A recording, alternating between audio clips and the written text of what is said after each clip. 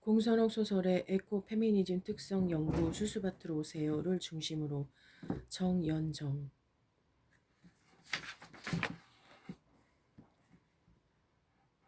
머릿말, 공간 이동과 생태적 인식, 지구 생태적인 원리의 어민마음과 자매애, 대한사회를 위한 꿈, 맺은말. 인간이 자연과 친화적인 관계를 회복하려는 생태학적 작업들은 이 순간에도 지구 곳곳에서 진행되고 있다. 이것은 역설적으로 지금 이 순간에도 지구 생태계가 계속 파괴되고 있다는 증거이기도 하다. 지구 생태계의 위기는 선진국의 산업화나 기술 진보, 인구의 도시 집중화 현상과 풍요로운 생활 양식이 전 지구적 규모의 생태, 환경 파괴를 이야기한 주된 원인임을 당연한 사실이다. 생태계 위기는 존재의 위기이며 인간과 자연 구별이 없는 총체적인 위기다. 이 시점에서 지구 생태 환경의 보존과 회복은 대단히 중요한 과제다. 그러므로 21세기의 대표적인 화두를 생태 담론이라고 해도 과언이 아니다. 그것은 현재의 세계적인 경향이며 계속되는 경제 발전 및 기술 과학 증식의 불가피한 현상으로 받아들인 추세이다. 1970년 이래 국제적으로 생태 환경 문제는 기술 경제 성장에 제한을 가하는 요소로서 중요한 토론의 대상이 되었다. 이것은 문학의 장에서도 마찬가지다. 1978년 루컷이 문학과 생태학의 연대 가능성에 대해 발표했을 때만 해도 그 언어의 생소함에 머물러 있는 상황이었다. 루컷에 따르면 문학이 자연과학을 따돌리지 않고 오히려 그 개념이나 지식을 이용하여 생존 가능한 새로운 이론을 만들어낼 수 있다고 하였는데 루컷은 생태학적 개념을 주로 문학 작품을 읽고 가르치고 그것에 대하여 글을 쓰는 일과 연관시키고 있다. 문학은 삶이 어떠하며 또 어떠해야 할지에 대한 대중적 토론의 장일 뿐만 아니라 독자들에게 인식의 전환을 시켜준다. 그러므로 그 어느 때보다도 생존을 위협받고 있는 지금 문학이 맡아야 할 중요한 임무 가운데 하나는 자연과 인간의 상호관계성에 대한 근본적인 패러다임 전환의 필요성을 깨닫게 하는 일이다. 이러한 연장선상에서 인간과 자연 간의 새로운 관계를 모색하는 에코페미니즘이 새롭게 생태문학에 등장하였다. 에코페미니즘은 생태학과 여성주의를 접목시킨 것으로서 자연과 여성에 가해지는 억압구조의 문제를 함께 생각해보고자 하는 인식에서 비롯된 것이다. 즉 자연과 여성의 남성 중심의 문명 속에서 모두 타자였던 점이 동일한 기반을 갖는다. 에코페미니즘은 심각한 위기에 직면하고 있는 인간 사회의 생태계를 회복시킬 수 있는 대안 문화를 제시하고 있다. 에코페미니즘이 추구하는 궁극적 목표는 인간과 자연 사이의 조화와 균형이다. 이 글은 생태 위기의 인식하에 여성과 자연을 동기적 동가적 위치에 놓고 남성 중심 사회와 기술 자본주의 사회의 여성 지배, 인간의 자연 억압으로 인한 부조리함을 문제 삼고자 하는 에코페미니즘적 시각에서 출발한다. 에코페미니즘은 위계적 수직적 사고방식에서 탈피하여 삼라만상의 생명체들이 유기적 상호 연관성 속에서 상생을 강조하고 있다. 공손에게 장편소설 수수밭으로 오세요는 여성과 자연을 접근시키는 미학적 장치다.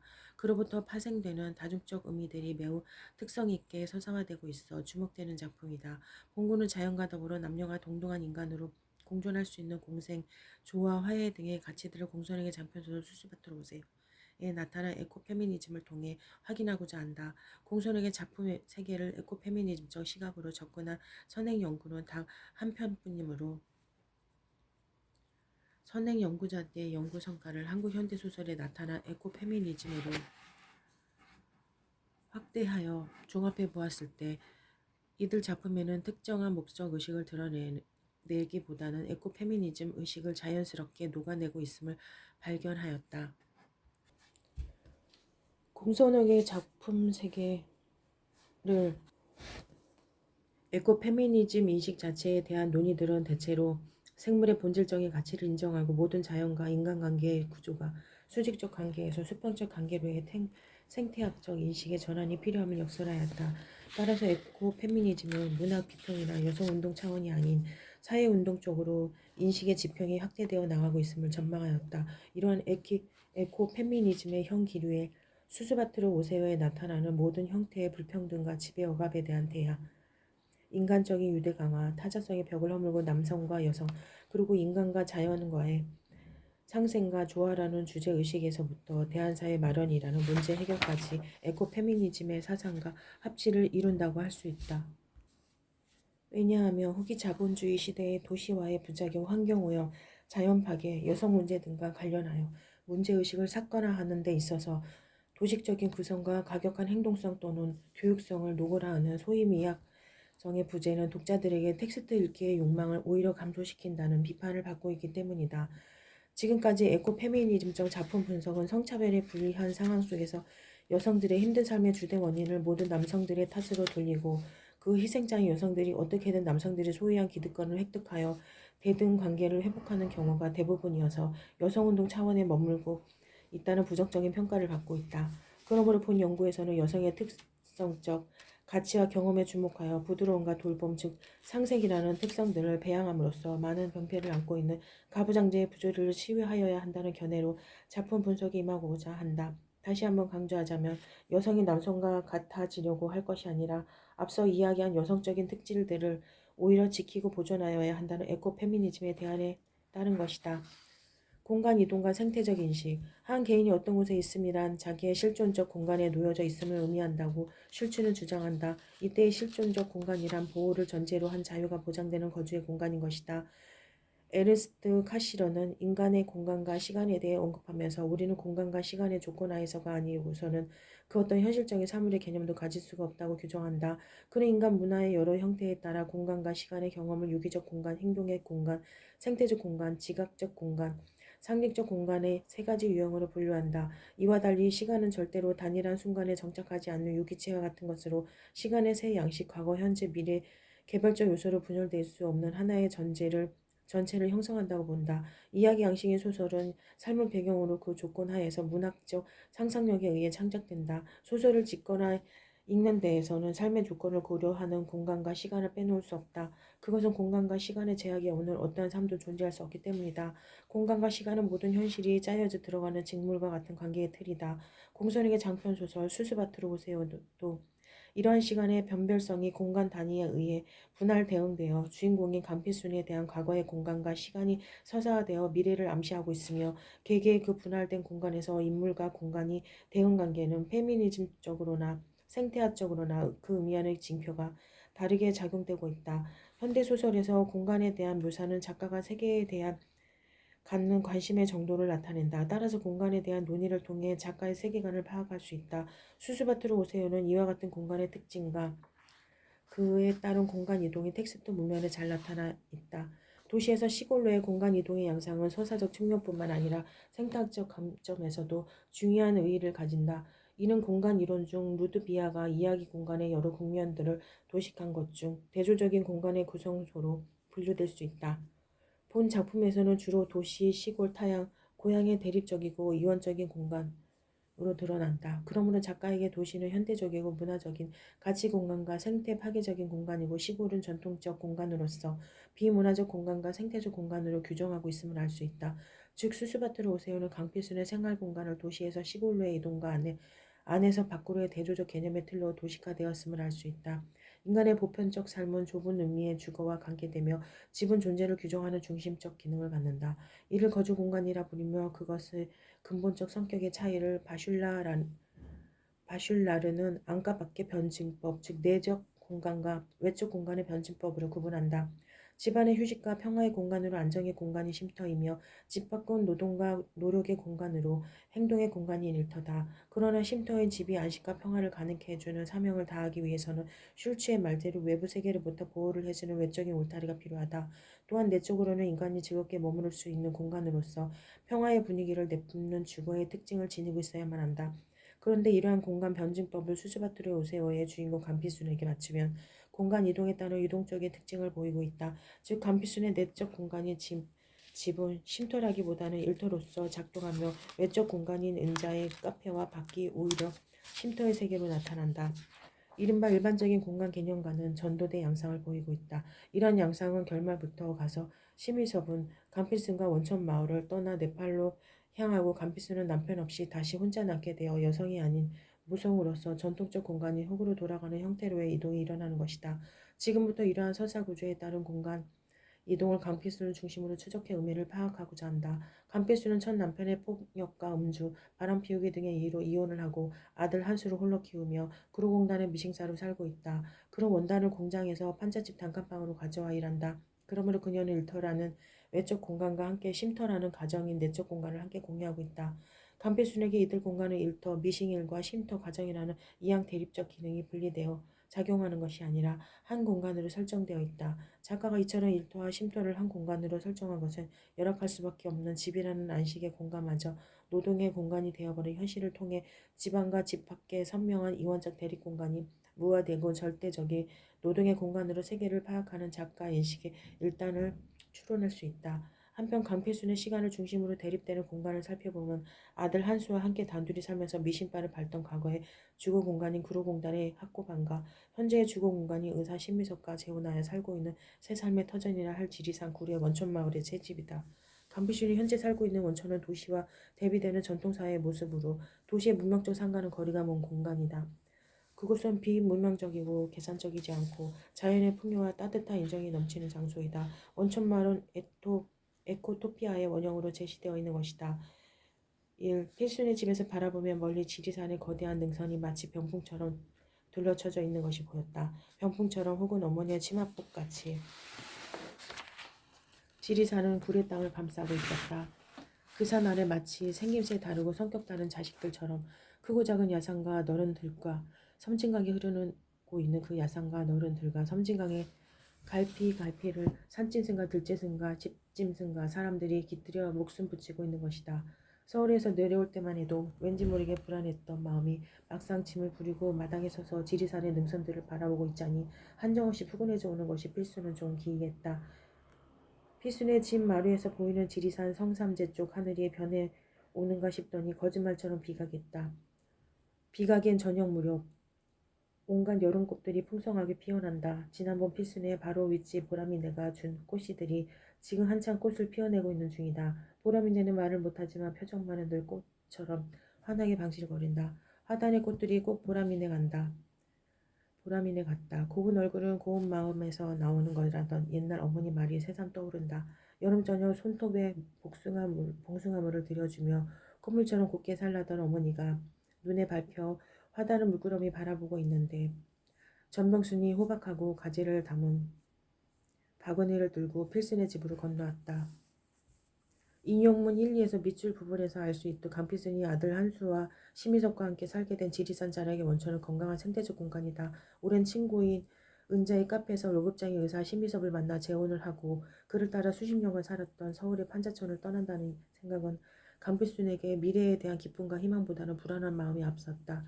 의사인 심희석이 시댁의 만류에도 불구하고 그녀의 울타리가 되어주었지만 무엇보다도 타지로의 이사는 그녀의 불안함을 가중시켰다. 그러나 인용문에서 묘사된 것처럼 구리 땅을 감싸고 있는 어머니의 치마폭 같은 지리산의 능선들을 바라보고 있자니 한정없이 푸근해져 오는 것이 필순 자신도 기이할 정도였다. 이것은 그동안 도시에서 강팍하게만 살아온 그녀의 마음을 변화시킨 어머니의 치마폭 같은 자연의 힘인 것이다. 자연은 이처럼 상처받은 현대인을 치유하고 위로하고 힘이 있다. 그래서 공선옥은 돈보다는 자연에게 위로를 받는 사람이 많은 살기 좋은 나라가 되었으면 좋겠다고 소원한다. 인형문에서 풍성하게 핀 꽃과 말 못하는 보람내의 고운 얼굴, 고운 마음과 봉숭아 꽃물과 고운 삶을 등치시킴으로써 아름답고 풍요로우며 인간애가 넘치는 농촌의 모습을 그리고 있다.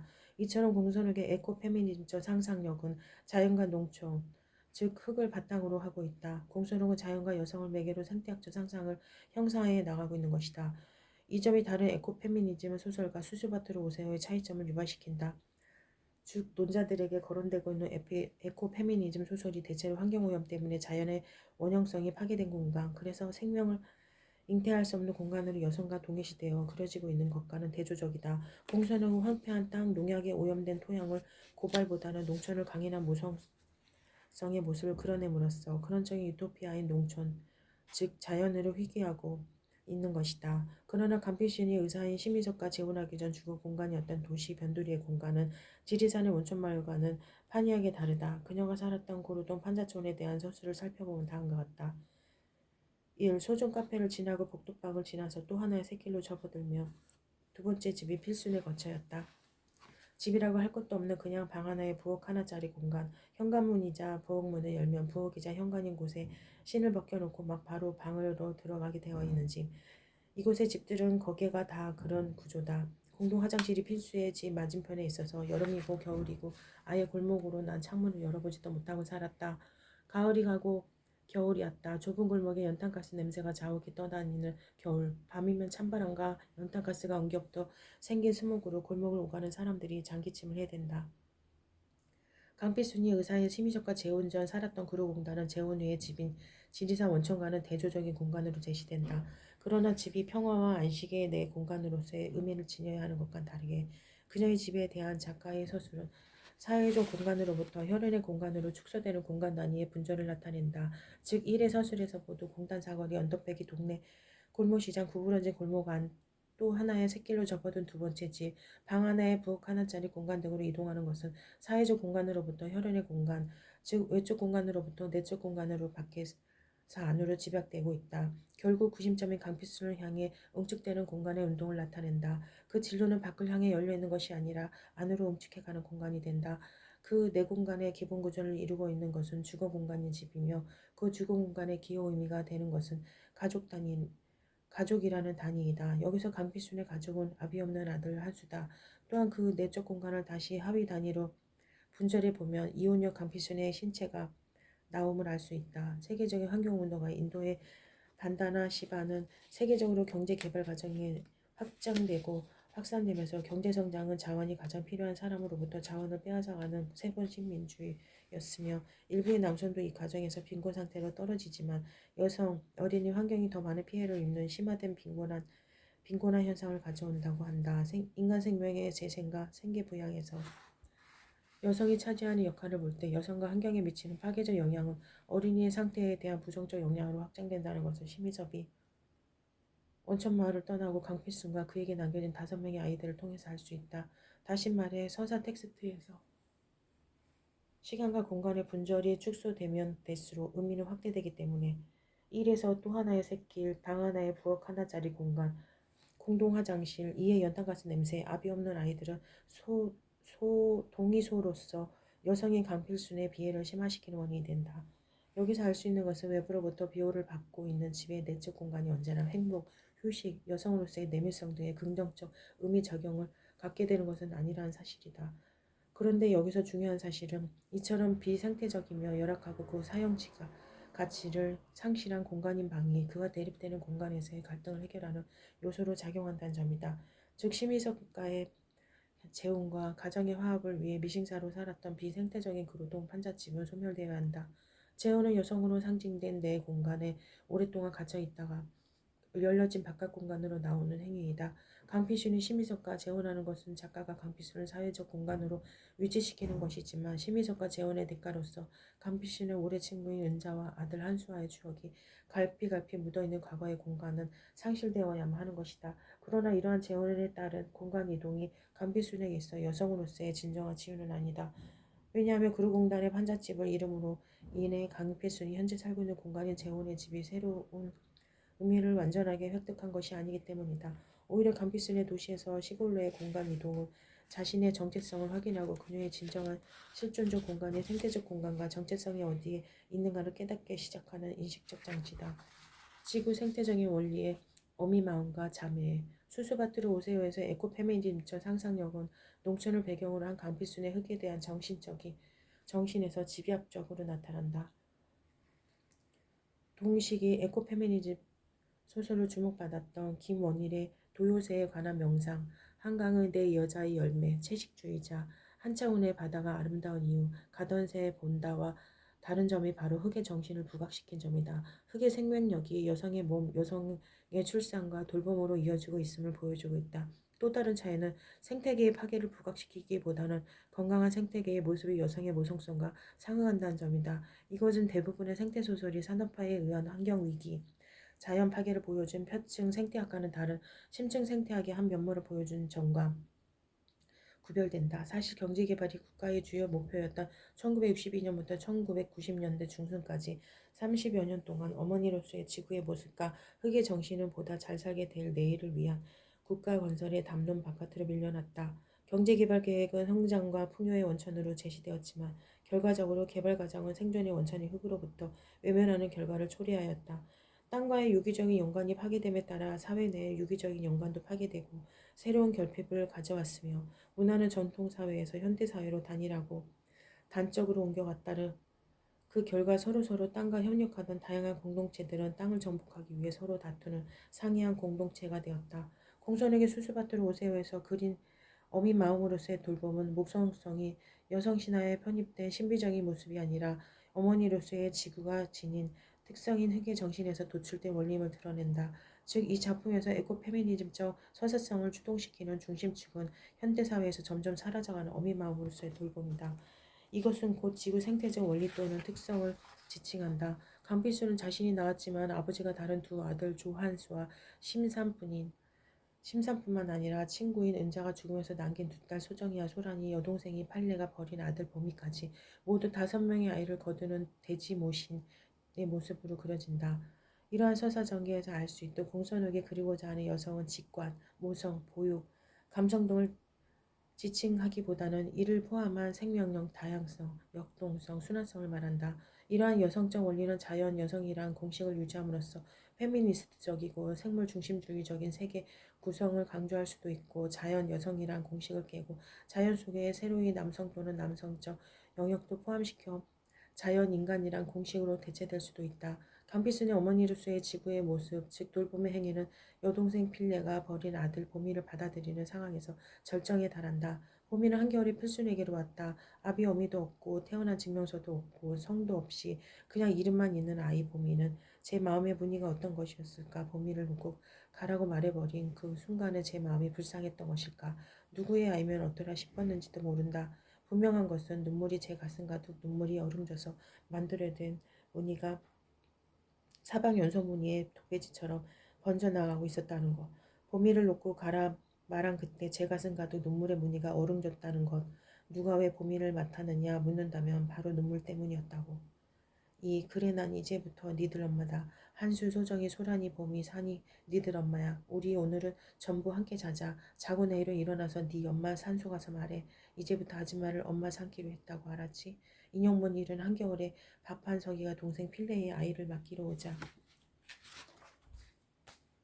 강필순이 아이에 대한 측은지심으로 아이를 받아들였을 때의 상황이다. 이는 친구인 은자가 죽고 나서 은자의 두 딸을 친딸로 삼았을 때의 상황이다. 위 두 인용문에서 대조적으로 조명되는 것은 부지한 아비마음과 거둔과 돌봄의 어미 마음이다. 생태화준 상상력은 남성의 권위주의적 속성과는 다른 끊임없는 변화의 영속성, 포용성, 다양성, 열려진 세계, 부드러움, 상호침투, 감각성, 자연성을 특징으로 하는 유기체적 세계관을 바탕으로 한다. 유기체적 세계관은 어떠한 인간이라도 소외되거나 사물화시킬 수 없으며 어떠한 삶의 과정이라도 그 과정 하나하나는 나름대로의 중요성을 가진다. 이러한 인간적인 존엄성에 의해서 우리가 일상적으로 대하고 있는 자연뿐만 아니라 우리의 주위를 둘러싸고 있는 모든 사물까지도 소중한 우리의 일부분을 생각하고 아끼는 태도이다. 강필수는 이름에서 풍기는 것처럼 강인한 여성이지만 지구적인 어머니의 마음으로 아이들을 포용하고 있다. 인용문 1, 2에서 아이들을 거두면 타자를 포용하는 에코페미니스트적인 태도의 절정이다. 이러한 아이들의 거둔과 돌봄은 그녀의 삶을 또 다른 방향으로 흘러가게 하는 계기가 된다. 반머리에 앉아 바라보이는 은자 무덤이 푸르다. 이제 좀 있으면 이발을 해줘야 할 계집애의 머리칼처럼 소란이가 제 엄마 무덤 앞에 가서 절을 하고 있다. 소란이 뒤로 멀리 성삼재 산등성이에도 초여름빛이 완연하다. 필수는 일어났다. 옥수씨 넣고 나서 동부씨까지 넣으려면 서둘러야 할 것 같았다. 성이 다른 5명의 아이들은 강필수를 중심으로 한 가족이 되어 밭에서 자라는 옥수수와 동무의 끈끈한 관계로 형상화된다. 소설에서 강필수처럼 무게 가족을 형상화하게 된 원인은 위기 상황에 부딪혔을 때 도망치는 아비들로 인한 아비부재에 있다. 가난한 생활에도 불구하고 바람 피우다 도망가 버린 전 남편 조영식과 결국에는 일방적으로 이혼을 요구하고 떠난 재혼한 의사 심희섭 그리고 보미를 버리고 도망친 박한석이 모두 동일한 인물들이다. 그러므로 혼자 남아 아이들을 부양해야 되는 강필수는 모든 책임을 떠맡을 수밖에 없다. 가난과 남성의 위선이 최고일 때 공손한 문학에서 여성성은 남편으로 상징되는 성인 남자를 배제하고 여린 생명들을 적극적으로 포용하는 어미, 자식의 행복한 이자 관계를 욕망하는 특징을 보여준다. 아비부재인 강필순의 가족과 같은 모계가족의 형성은 후기 산업자본주의 시대에 나타난 새로운 가족의 모습이라 하겠다. 강필순을 위주로 한 모계가족의 형성은 흙을 기반으로 해서 가능하다. 강필순이 5아이를 키우겠다고 결심을 하게 된 것은 흙, 즉 땅 때문이다. 흙의 본성은 생명력과 포용성이다. 이웃집 할머니가 서울 아들네로 가면서 필순에게 붙이라고 준 과수원에 붙은 땅은 친구인 은자의 무덤이 보이는 곳이다. 필수는 그곳에 옥수수 씨와 동부 씨를 심는다. 황무지와 같은 척박한 땅이더라도 씨앗이 뿌려지면 어김없이 싹을 틔운다. 그것이 땅의 힘이다. 이것이 변주되면 생명을 낳고 보육하는 여성의 몸이 된다. 이때 땅은 단순한 토양이 아니다. 그것은 토양, 식물, 동물의 회로를 거쳐 흐르는 에너지의 원천이다. 이러한 에너지의 원천이 최종적으로 인간에게 미칠 때 삶의 버팀목이 되는 것이다. 수수바트르 오세오에 나타나는 감피순의 포용력과 돌봄의 과정은 자연스럽게 자연 생태계의 이미지인 수수밭의 옥수수와 동부시로 형상화된다. 여기서 간과하지 말아야 할 것이 바로 옥수수씨와 동부씨와 같은 종자의 다양성이다. 작물의 다양성은 토양의 비옥도를 유지하는 데 필수적이기도 하지만 여기서 감피순과 5아이들과의 관계성을 상징하기도 한다. 사실 최첨단 기계에 의한 단일 경작의 확산과 연결된 농경 체계의 파편화가 생물 다양성 보존에 심각한 영향을 끼치고 있다. 화학 비료에 의지하는 단일 경작은 토양 비옥도의 기반을 파괴하는 반면 생물 다양성은 그것을 향상시킨다. 강피신이 심은 옥수수와 동부의 씨앗은 비단 식물 세계뿐만 아니라 지구와 사회 전체의 다양성과 균형 그리고 재생을 상징하는 것이기도 하다. 자연의 풍부함과 다양성은 그 자체로 그리고 지구의 모든 생물체가 생존하기 위한 전제 조건으로 존중된다. 그러므로 옥수수와 동부의 복합적인 관계의 그물이 수수밭으로 오세오의 생태 문화의 다양성에 큰 의미를 부여하고 있다고 할 수 있다. 강필순의 생태적 터전이 수수밭은 바로 그녀 자신을 상징한다. 그녀가 부리는 옥수수 씨와 동부 씨는 그녀가 돌보는 모든 연약한 생명체 상징인 것이다. 또한 동부는 옥수수와 함께 심는 곡물로 옥수수 줄기를 타고 오르면서 번성한다. 이는 가족은 혈연이 아니더라도 사랑으로 서로를 지켜주는 울타리임을 상징적으로 보여주는 것이다. 옥수수 씨와 동부 씨와 같은 종자, 즉 생물의 다양성은 생태성을 의미하며 각 종자가 다른 종자들과의 관계를 통해 자체의 특성과 가치를 얻는 상관적인 범주이다.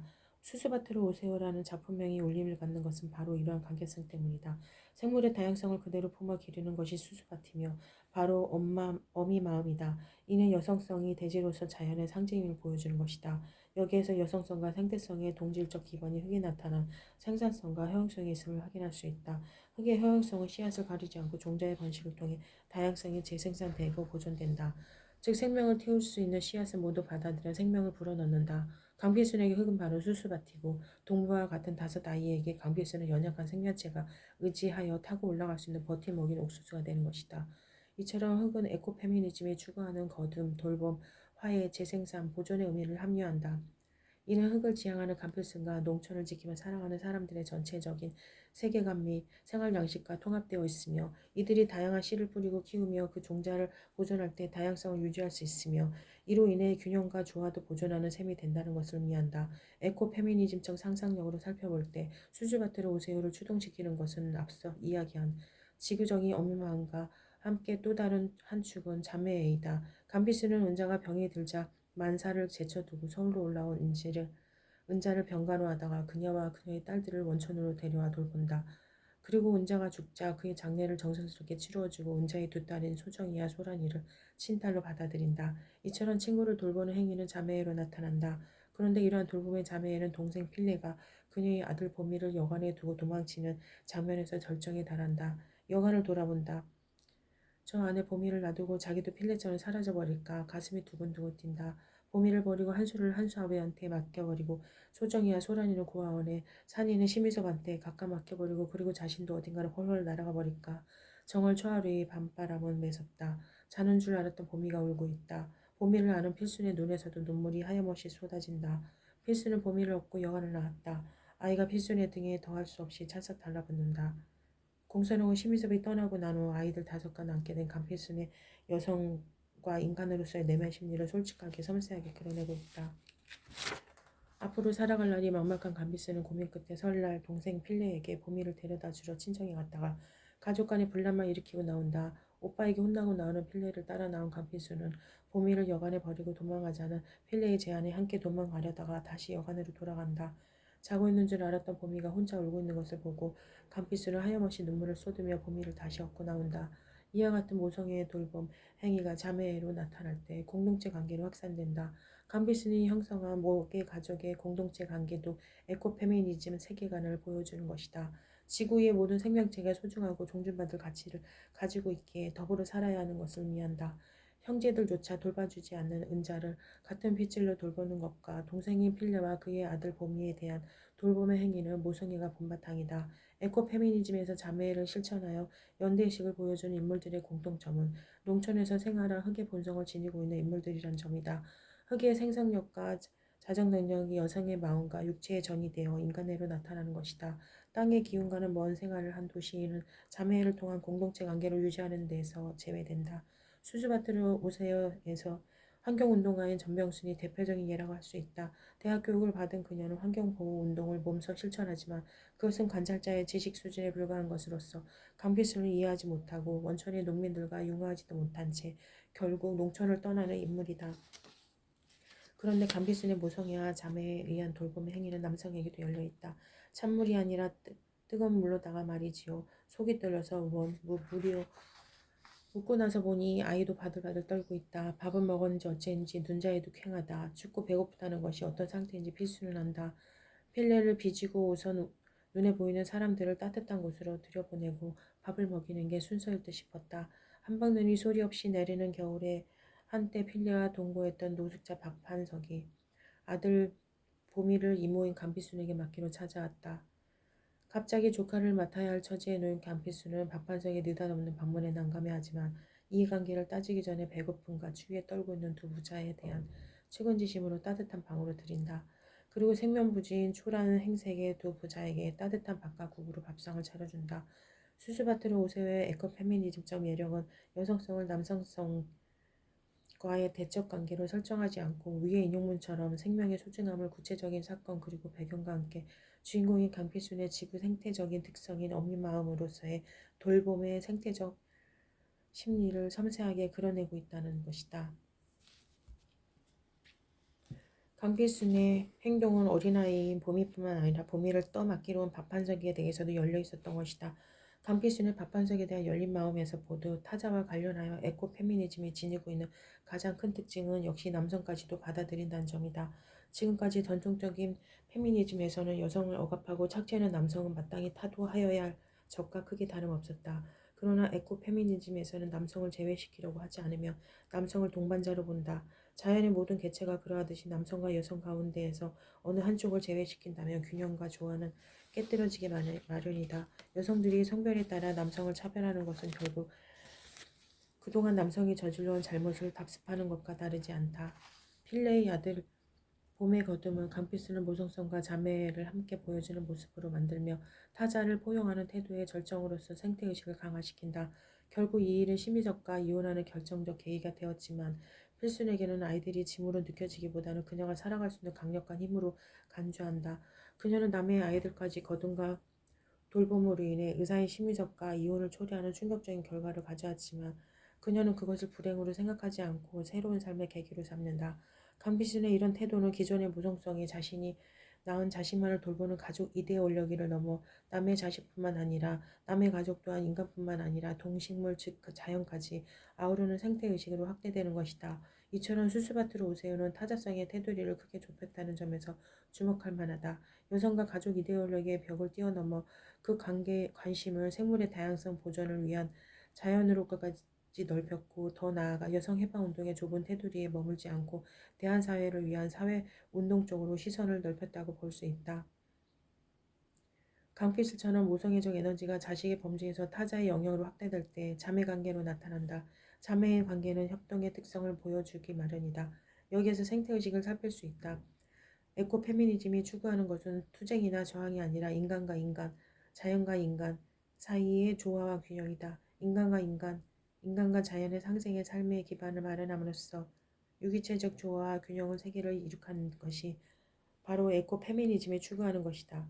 공선역의 에코페미니즘적인 모색은 인간의 인간 소외, 인간의 자연 소외, 생태, 환경 파괴 등을 극복하는 데 큰 의미를 시사한다. 대한사회를 위한 꿈. 인간과 자연이 서로 조화롭게 공생하며 생태계를 온전히 보존할 수 있는 환경 친화적 사회인 대한사회를 제시하는 것은 어찌 보면 간단할 수도 있다. 그것은 인간이 탐욕을 버리고 소비를 줄이며 새로운 진보 이데올로기를 정립하며 자연을 보호하며 인간과 자연이 함께 공생할 수 있다고 할 수 있다. 물론 이론적으로 간단하지만 문제는 이론과 달리 그렇게 간단하지만은 않은 데 있다.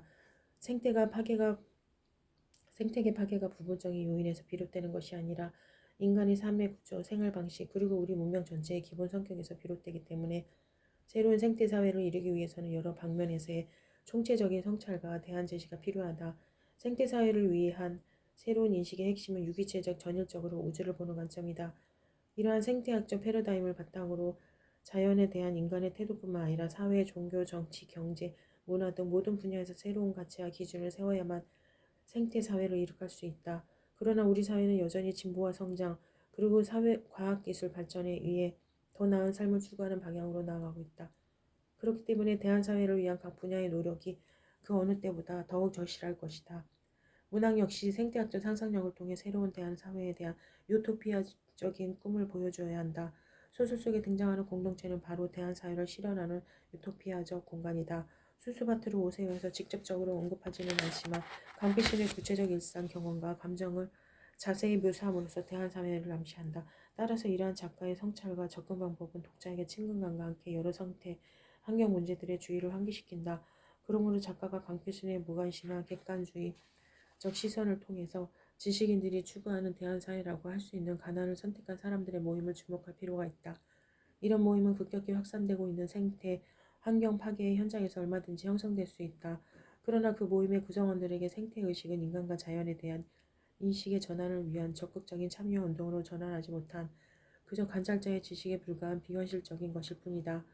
막스 페버가 주장한 그 유명한 학문과 실천에 불리는 여성 해방뿐만 아니라 생태주의에도 이롭지 않다. 간필순과 재혼한 의사 심희섭은 지리산찬에게 농촌으로 내려오기도 전에 가난한 이들을 위해 꾸준히 봉사활동을 벌여온 사회운동가이며 생태주의자다. 그가 원천에 병원을 낸 것도 낮은 사람에 대한 돌봄, 즉 아래로부터의 시각인 생태주의적 이상을 실행한 것이었다. 그는 원천 마을에서 농부, 화가, 교사, 공무원, 목사들로 구성된 생태사회, 즉 대한사회를 위한 가난을 선택한 사람들의 모임에 나가 활동한다. 그 구성원들의 지향은 절대적인 가난이 아니라 선택적인 가난이다. 이들은 모임에서 사회운동가인 헬레나 노르베리 호지의 오래된 미래를 운운하며 라다크의 삶을 동경한다. 1. 그러니까 제가 슬프게 생각하는 건 우리 사회가 공동체에 뽀르리 붕괴되어 버린 사회가 아닌가 하는 점이죠. 이제 농부는 있어도 농부의 마음은 없어져 버렸다 해도 과언이 아닌 것이 농부들이 먹거리를 생산해낼 때 정말 순수한 의미로서의 먹거리를 생산해내는 게 아니라 교환 가치가 있는 농산물을 생산해낸단 말입니다. 그들이 그렇게 많은 농약을 살포하고 화학비료를 친다는 건 이미 농부의 마음을 포기했다는 밖에 할 수 없죠. 만약에 그들이 그들 자신이나 그들의 자식들이 먹을 것이라고 생각한다면 적어도 그렇게 살인적인 행위를 맞아요. 농약을 친다는 건 이미 살인적인 행위라 할 수 있죠. 맞아요. 자본주의적 현실 자본의 구조, 결국은 그거죠. 필요에 의한 생산이 아닌 필요를 부추기는 생산, 그리하여 끝없는 이윤 추구, 결국 결과는 파국인데 대안은 하나죠. 삶의 패러다임을 새롭게 구축하는 거. 내 생각에는 무엇보다 교육이 제일 큰 문제인 것 같아. 악순환의 고리를 끊을 수 있는 가장 좋은 것은 교육을 하는 건데 자본에 가장 충실한 인간형을 길러내는 게 현실에서의 교육이잖아. 땅을 소중하게 여기고 나무 한 그루 심게 하기보다는 컴퓨터 한 대가 더 소중하고 영어 단어 하나 더 외우게 하니 그게 참 문제야 문제. 3. 당신이 농사를 짓게 되면 당신한테도 여러 가지로 좋을 거야. 나 늦는다고 안 달라는 것도 없어질 테고. 사람이 자연하고 가까이 살아야 그러니까 흙도 만지면서 살아야 생태주의가 뭔지도 알게 될 거고 내가 시골 내려온 이유가 돈 없어서였건 것만은 아니라는 걸 이제 알겠어? 생태주의 그게 뭔데? 인용문은 가난을 선택한 사람들의 모임의 대화 내용이다. 이들의 대화 내용은 강조한 어휘들에서 알 수 있듯 현재 생태계 위기 상황 그대로 드러내고 있다. 인용문 1은 전봉순의 친구로 서울에서 온 영란의 말이다. 그녀는 티벳으로 유부남인 심희석과 함께 도피 행각을 한다. 인용문 2는 비닐봉지 쓰기를 굉장히 싫어하며 시장 갈 때마다 꼬박꼬박 시장 바구니를 들고 다니는 환경보호론자인 전봉순의 말이다. 악순환의 고리를 끊을 수 있는 가장 좋은 것은 교육이라고 한 그녀는 대안교육을 받았지만 강필순을 이해하지 못하고 원천의 농민들과 융화하지 못한 채 결국 원천마을을 떠나는 환경운동가로서 여성 지식인의 한 전형을 보여주는 인물이다. 인용문 3은 심희섭과 강필순과의 대화이다. 심희섭은 네가 어떻게 살아왔는지 모르겠지만 말이야. 당신이 이해할 수 있을지는 모르겠지만 과 같은 말투로 그동안 아비 없이 자식을 키우며 나름대로 열심히 살아온 강필순의 삶 자체를 부정하고 무시한 태도를 보인다. 이러한 심희섭의 이타주의적 언행은 아래로부터 시각이 지니는 생태, 윤리적 의미의 한계를 드러내면서 이 작품의 갈등은 표면화된다. 강필순과 심미섭의 갈등은 원촌에서 가난을 선택한 사람들의 모임에 나가면서 그동안 내재되어 있던 그의 위선적 행동이 드러나면서 심화된다. 집안의 반대에도 무릅쓰고 아이까지 딸린 가난하고 무식한 강필순을 선택하여 결혼한 심미섭의 이상적 관념은 더 이상 행동으로 연결되지 못하고 여기에서 더 나아가지 못한다. 그는 강필순의 교양 없는 말투, 자신이 낳은 아이들 외에도 은자의 두 딸과 필레가 버린 아들 보미를 거둬들이고 돌보는 그녀의 행동을 이해하지 못한다. 결국 그는 강필순에게 일방적으로 이혼을 요구하고는 서울서 온 세련된 여인이 영란과 함께 티벳으로 떠난다. 가나를 선택한 사람들의 모임에서 그들의 대화는 생태적일지 모르지만 그 구성원들의 행동에는 생태의식이 결여되어 있다. 그 모임의 허상을 그대로 보여주고 있다. 전통사회의 삶이 그대로 남아있는 원초는 이러한 위선적인 지식인들인 심희섭과 영란 그리고 이웃집 전병순 가족을 떠나보낸다. 그러나 원초는 강필순과 가출했던 순나를 받아준 보람이네 가족처럼 흙을 지키는 사람에게는 열린 공간이다. 자연과 교감하고 자연의 아름다움과 유용성을 잘 아는 사람은 결코 자연을 파괴하지 않는다. 원초는 강필순이 황무지의 옥수수와 동부를 신고 순나와 한생은 한창 새잎이 도는 과수나무에 걸음을 주며 새소리 명랑한 봄을 일구고 있는 공간으로 변한다. 순나 남편인 학생은 가출하여 임신까지 하고 아내를 받아들이고 그 생명도 존중하는 모습을 통해 수수밭으로 오세요가 생태아트 상상력에 자장 안에 있음을 다시 한번 보여준다. 이처럼 일상적이고 감정적인 활동은 인간과 자연을 묶어주는 중요한 계기가 된다. 공선옥은 자연을 착취의 대상으로 보는 대신 공생의 상대로 보고 자연 중심, 감성 중심의 서술로 생태, 환경의 파괴적인 삶의 형태에 맞서는 대안사회를 운유적으로 제시하고 있다. 이러한 자연과의 교감, 혹은 체화된 자연이 궁극적으로 평화를 가져올 수 있다는 작가의 믿음이 드러난다. 매진말 지금까지 공선옥 장편소설 수수밭으로 오세요에 나타난 에코페미니즘 양상과 그 의미를 고찰해 보았다. 이 작품의 생태학적 상상력은 흑의 정신을 토대로 한 에코페미니즘의 의미를 반영하고 있다. 고발성이 강한 환경문학이나 운동성이 강한 페미니즘 문학이 아니어도 생태와 여성에 대한 관심을 촉구할 수 있게 주목할 만한 작품이라고 할 수 있다. 이 작품은 에코페미니즘적인 입장에서 강필순의 여성적 행위에 강조가 목표로 하는 것은 투쟁과 정복 지향의 영웅적 여성 자아를 그려서 여성의 주도권을 획득하려는 것이 아니라 그동안 남성의 행동 속에 결여되어 있었던 자연과의 교감이나 감성을 회복하여 인간다운 삶을 모색하는 과정을 솔직하고 섬세하게 그린 것이 특징이다. 즉 위기에 직면한 강필순과 같은 여성들이 생명에 대한 확신과 끈기, 인간적 사랑과 연관된 성적 욕망과 윤리 등은 진정한 생태적 사회, 대화적 사회를 떠오르게 하고 공생과 조화로서 여성의 마음이 아닌 인간의 마음을 재통합하는 에코페미니즘적 간섭성과 깊은 상관성을 어미 마음과 흙으로 그려내고 있다. 70년대 저는 급진적 페미니즘이 유행하면서 여성들의 개인적 독립과 자율이 사회의 발전적 변화와 맞물려 있는 상황에서 모성을 숭배하는 오랜 양만적인 모습이 문학에서 여성성에 대한 올바른 인식과 결합된 문학적 상상력이 형상화되기는 쉽지 않은 일이다. 적어도 모성적 역할과 여성의 욕망 사이에 존재하는 갈등에 대한 이해는 이제 여성성에 대한 인식에서 불가결한 전제가 되었다. 이러한 세대적 상황의 공선옥으로 하여금 장편소설 수수밭으로 오세요와 같은 문제적 소설을 탄생하게 된 동력이 되어 강필순과 같은 인물을 탄생시킨 것이다. 이 작품이 여성 주인공인 강필순의 삶의 역정을 중심으로 공간 이동과 함께 펼쳐진다. 강필순의 어미 마음은 흑의 본성인 생성성, 허용성이 접목된 데에서 두드러지게 나타난다. 어미 마음은 생태학의 가이와 이론과 연결된다. 가이아 이론은 지구를 유기체로 보면 생명을 존중하여 개체의 경쟁보다는 협동과 공생을 도모한다. 공선옥은 흑의 생생력과 자정 능력을 강필순의 몸과 마음에 투사시켜 끈끈한 어미 마음으로 나타내고 있다. 공선옥의 장편소설 수수밭으로 오세요에 나타난 에코페미니스트 상상력은 세 가지 요약할 수 있다. 첫째는 공간 이동과 생태적 인식. 여기에서 감피스는 어머니의 치맛붓 같은 지리산 구례의 농촌마을 유토피아의 근원으로 동경하는 자연 친화적 태도를 볼 수 있다. 둘째는 지구 생태적인 원리인 어미마음과 자매에 대한 흑의 상관성이다. 여기에는 공명, 생명 존중, 돌봄과 조화를 실천하는 어미마음과 자매가 존재한다.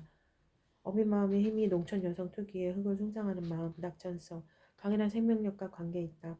세 번째로 나타나는 옅고 페미니즘적 상상력은 대한 사회를 위한 꿈이다.